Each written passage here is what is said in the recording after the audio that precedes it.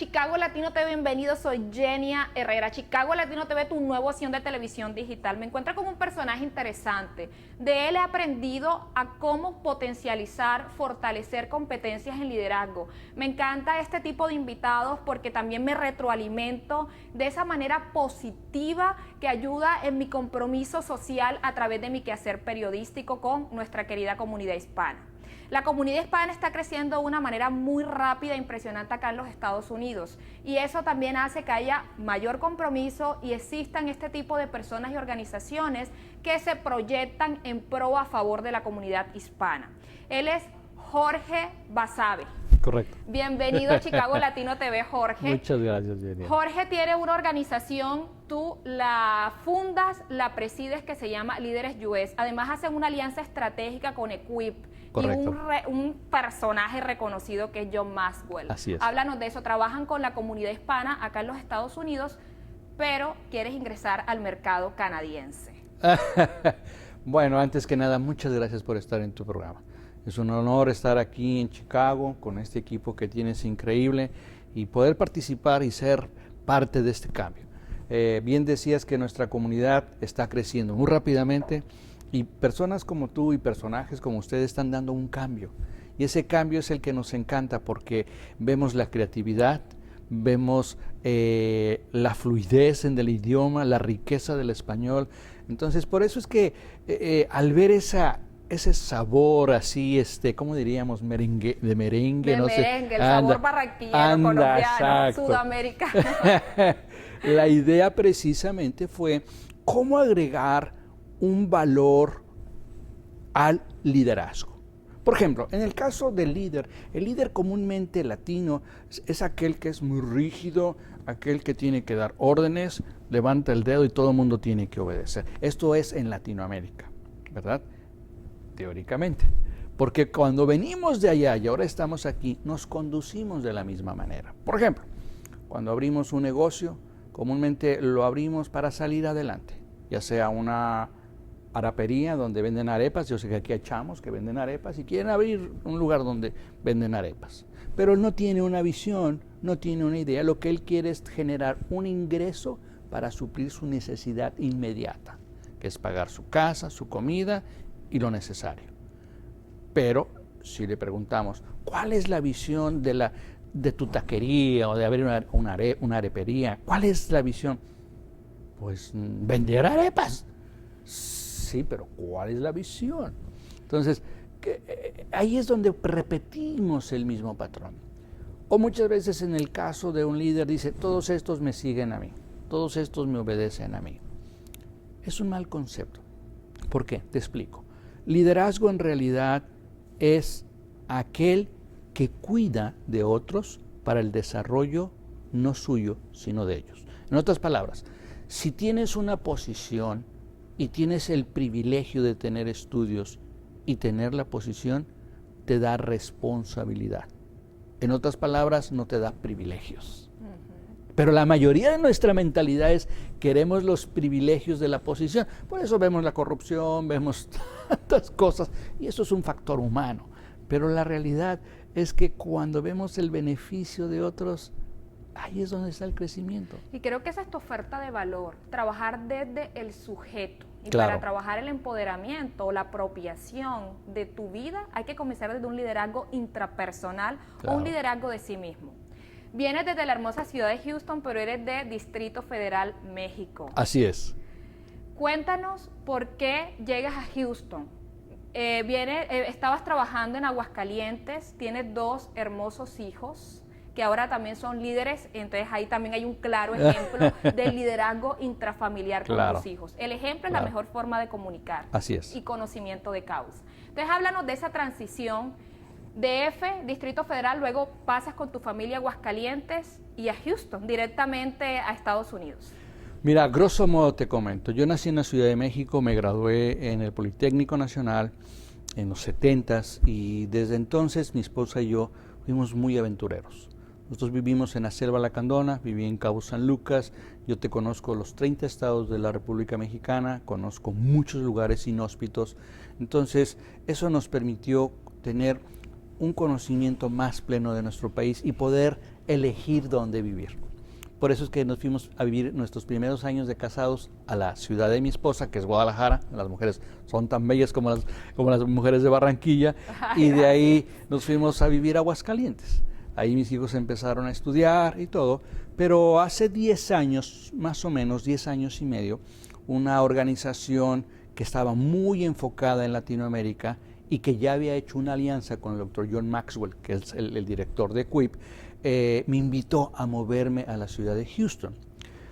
Por cosas del azar yo tenía ya mis propios negocios, yo ganaba incluso en dólares, no tenía necesidad de venirme a los Estados Unidos. Entonces para nosotros venir a los Estados Unidos era como el clásico turista que dejas tus dólares, pero cuando escuchas a un latino, a un hispano hablar el inglés y no el español, la tendencia de uno a decir, ya se le olvidó el rancho, ¿por qué no habla así? Pues, y eso empieza uno como a molestarse, ¿no? Pero uno ignora lo que esa persona tuvo que pasar. Entonces venimos hace 10 años, nos invitan a ser director general de esta organización para Latinoamérica y la misma mentalidad. Salgo de mi tierra, pero con la posición. ¿Me explico? Entonces llego ahora y ahora yo soy el jefe, todos me van a obedecer. Ándale, que no es así. Es todo lo opuesto, tener que aprender a servir. Entonces, así fue como venimos a los Estados Unidos. Esta organización nos invita a movernos a Houston por un lugar estratégico, aeropuerto principalmente. En 4 o 5 horas estás en Colombia, en 8 horas estás en Argentina, en 2 horas estás en cualquier país de Centroamérica. Entonces, es un puerto importante, Houston. Esa fue la razón principal. Y ahí empezamos nuestra vida hace 10 años, ahí vamos a seguir hasta cuándo, no lo sé, todavía me encanta mucho Chicago, pero mi mujer se congela. Entonces, así fue como empezamos y hoy en día obviamente hemos empezado nuestra propia organización, como bien lo has dicho, Líder USA, que estamos enfocados en nuestra comunidad, pero hemos podido comprender ejemplos como este, gente que le golpeaban en la boca por hablar el español, entonces tenía que hablar el inglés. Entonces, esas son historias desgarradoras que uno no sabe. Sí, bastante. Y que son gente que sufrió y que hoy en día tienen una necesidad y una identidad. Que ese es otro tema. Ese es otro tema y es un tema bastante complejo. Es un complejo, exacto, es un problema muy complejo exacto, nuestra comunidad. Y nos hemos convertido cuando venimos acá a los Estados Unidos en un ser transnacional. Total. Y tenemos que adaptarnos y hacer una inserción en un mundo tan complejo y en un mundo tan diverso, tan multicultural como lo es los Estados Unidos, que termina siendo un conflicto allí de emociones y también de intereses particulares, de lo que era y ya no soy. Claro, claro. Que ese es el gran problema que muchos se identifican. Conozco doctores, psicólogos que hoy limpian los pisos o les toca ser choferes y viven frustrados. Porque, bien has dicho, allá eran y aquí no son. El problema es este, Jenny, y es sencillo. En Latinoamérica estamos muy enfocados en los títulos. Por ejemplo, en mi país, yo soy ingeniero. Entonces, para mí en mi país era muy importante que se dijera ingeniero Jorge Basabe. Si me decían Jorge Basabe, en mi manera de conceptuar aquí igualado. ¿Por qué me dice Jorge Basabe si soy ingeniero? Entonces, anteponemos el título, que es lo que nos da valor. La realidad es que las personas son valiosas. No son valiosas por el conocimiento. Al contrario, el conocimiento, vuelvo a repetir, contrae responsabilidad. Claro. ¿Sí? Entonces, comúnmente caemos en ese anzuelo y eso es lo que causa mucha frustración en nuestra gente aquí. Todos hemos pasado por ese tipo de síndrome. Cuando yo llegué hace 10 años, me sucedió lo que a mucho de nuestra gente sucede. Que ves la patrulla detrás de ti y dices, me va a agarrar, me va a agarrar, me va a agarrar, ¿no? Entra un miedo. Aunque yo entré correctamente, tenía mis permisos de trabajo, todo bien. Sin embargo, entra un miedo a la autoridad. Porque ves la patrulla. Pero lo que pasa es que nuestra manera de pensar en Latinoamérica, autoridad implica autoritarismo, implica fuerza, implica dominio. Perdón, pero aquí es un poquito al revés. Autoridad es protección. Aunque te ponen allá para servir a la comunidad y por abajo tú dices, eso está muy lejos. Sí. Ahora, no estoy diciendo que este país sea perfecto. Lo que estoy diciendo es que este país se funda bajo principios y que hoy en día sigue rigiéndose bajo muchos principios. Así es. Vamos a seguir con el tema que me gustaría tratar contigo, y es acerca del liderazgo al interior de la familia. Hablabas ahora que la autoridad debe ser traducida en servicio. Buen tema. Pero ¿cómo nosotros logramos no mostrar una madre o una actitud autoritaria como mamá, o en tu caso como papá, o los que nos están escuchando, madres o padres, donde el niño tiene decisión propia, es un individuo con unas características único e irrepetible? ¿Cómo hacemos nosotros para trabajar la autoridad como padres de familia en el núcleo intrafamiliar? Es una pregunta muy interesante porque hoy en día vemos mucha deserción de nuestros hijos en este país. Me pasó algo muy curioso y la voy a contestar tu pregunta con este ejemplo. Estábamos mi esposa y yo en una tienda departamental. De repente el niño venía con su mamá, pone un refresco de cola sobre la banda, eran ellos anglos, y por X situación se cae el refresco de cola y explota. Y todos nos volteamos a ver, la mamá era sorprendida, pero me encantó la reacción porque ahí es donde se ve la educación y el dominio propio, ahí se ve el uso de la autoridad. Su pregunta fue, hijo, ¿estás bien? Sí, mamá, fue un accidente. Sí, hijo, no te preocupes. Mi segundo pensamiento fue, ¿cómo hubiera yo reaccionado si me hubiera sucedido esto? ¿Cómo hubiera actuado con mis hijos? Muchacho, no te fijas. ¿Por qué? Porque hubiera sido como una burla a mi persona, ¿me explicó? Entonces es inseguridad. La inseguridad la cubrimos a través de la autoridad. Entonces nos convertimos en autoritarios. De hecho, cuando hay un autoritarismo tan fuerte en el hogar por el padre o por los maestros o por las iglesias, lo que sea, gobiernos, la tendencia de los seres humanos es huir. Claro. El problema es que no saben a dónde van, porque lo que quieren es huir de ese autoritarismo. Claro. Es como el hijo que es abusado verbalmente o físicamente por el padre, vez tras vez tras vez, y todavía el padre le dice, te callas, porque yo soy el padre. Él ya lo sabe. El que no lo sabe es el papá, porque si supiera que él es el papá, entonces sabría cómo ejercer la autoridad para protegerlo, para cuidarlo y desarrollarlo, no para oprimirlo. ¿Cómo nosotros logramos que nuestros hijos sean líderes? Me encantaría decir que sería la fórmula 1, 2, 3. No, yo creo que esa fórmula se da en la medida cuando los hijos ven que los padres van cambiando en su manera de pensar y en su manera de relacionar.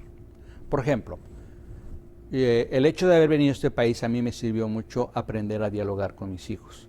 El haber dejado a mi país me permitió ver cómo somos muy autoritarios y dominantes. Y estar en este país uno va entendiendo cómo hay derechos y compromisos. ¿A dónde voy con mi comentario, Irene? Un día yo tuve que sentarme a la mesa con mis hijos y les dije, ¿ustedes piensan que yo soy un buen líder, soy un buen padre o soy autoritario? ¿Tú qué crees que me contestaron? Es obvio, ¿verdad? La última dijeron, tú eres autoritario. Entonces eso me sirvió mucho porque al menos ya pudimos entrar al diálogo, al decir, wow, los estoy perdiendo. ¿En qué manera? En que ahora ya no puedo dialogar con ellos. Entonces, o hago cambios o los pierdo. ¿Cuáles son esos cambios? Sencillo. ¿Cómo les pregunto? En vez de cómo les induzco a que hagan lo que yo quiero.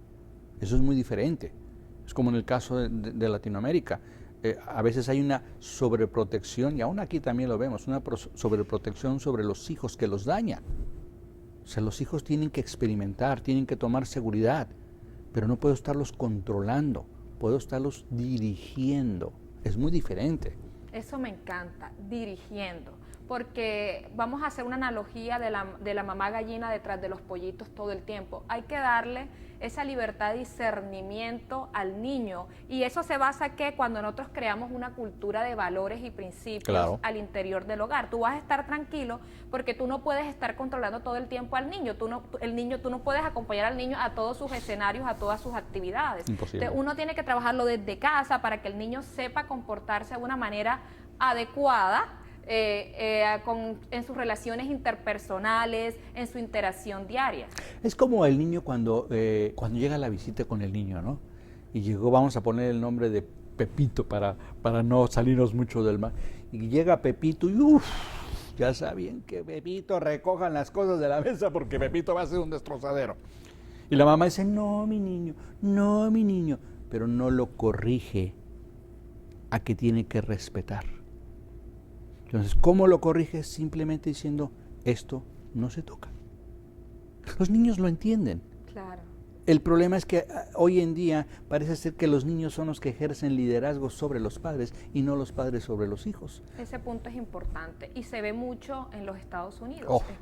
Precisamente. Y ese punto me encanta, y vamos a finalizar con ese punto que hablas. ¿Cómo nosotros podemos ejercer ese liderazgo? Ya de esa manera como concreta. ¿Puedes darle a los padres de familia que están mirando algunas recomendaciones concretas? ¿Qué hacer? ¿Por dónde iniciar? Porque a veces lo que uno ignora no lo sabe hacer. Entonces, por favor, unas recomendaciones. Gracias, Jenny. Yo creo que la primera recomendación que yo daría a un padre y a una madre es asumir la responsabilidad de que somos padres. No importa si fue por X situación que fuimos padres, el hecho es que somos padres.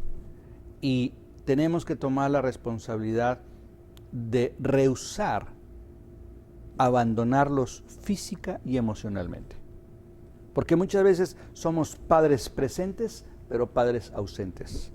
Porque nuestro pensamiento, nuestro corazón está pensando en el dinero, pensando en otras cosas, en nuestro compromiso, y no estamos dialogando. Es como ahorita, estamos dialogando, estamos aprendiendo. Muchas veces no nos sentamos para escuchar al niño. Tal vez para el niño el hecho de que se le rompió su juguete fue el fracaso de ese día.